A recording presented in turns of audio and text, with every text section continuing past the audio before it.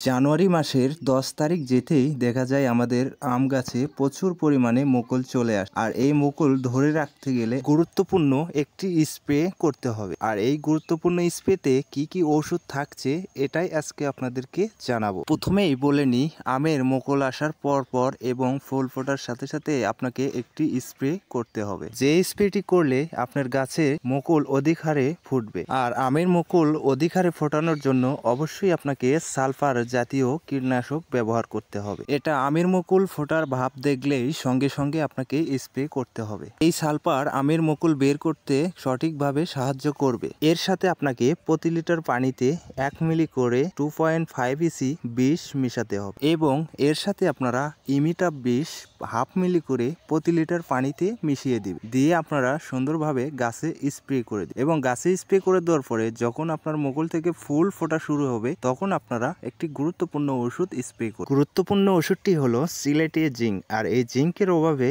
আপনার গাছে ঠিকমতো ফুল ফল সেট হয় না, তাই আপনাকে এই গুরুত্বপূর্ণ ওষুধটি স্প্রে করতে হবে। এই জিঙ্কটি সামান্য মাত্রা গাছে পড়লেও প্রয়োজনীয় অ্যামাইনো অ্যাসিড গ্রহণ করতে পারে। এর সাথে 2.5 ইসি বিষ এবং ইমিটাপ বিষ অবশ্যই দিবেন। আর যেটা না দিলেই না সেটা হলো ম্যানকোজিব গ্রুপের ছত্রাকনাশক। এই ম্যানকোজিব আপনার মুকুলে আসা সকল ছত্রাককে ধ্বংস করবে। তবে বলে রাখি, এই ম্যানকোজিব আপনারা প্রতি লিটার পানিতে 1 গ্রাম করে মিশিয়ে দিবেন। কখনোই এর থেকে কম দিবেন না বা এর থেকে বেশি দিবেন না। এর থেকে কম দিলে অবশ্যই আপনার কাজ খুবই কমই করবে। এরপরে আসি গাছের পরিচর্যায়। গাছের পরিচর্যায় আপনারা ওষুধ দেওয়ার পাশাপাশি অবশ্যই গাছের পরিচর্যায় গুরুত্ব দিবেন। আর গাছকে অবশ্যই পরিষ্কার রাখবেন। আর গাছকে পরিষ্কার রাখলে আপনার গাছে পোকামাকড়ের আক্রমণ খুবই কম হবে। আর গাছে যখন মুকুল আসবে তখন থেকে আপনারা গাছের পরিচর্যা করবেন এবং গাছের গোড়াটাকে অবশ্যই পরিষ্কার রাখবেন এবং গাছের গোড়ায় অবশ্যই পানি দিতে হবে। আর মাটিতে রস থাকলে আমের মুকুল ভালো টিকবে। পরবর্তী যত্ন হলো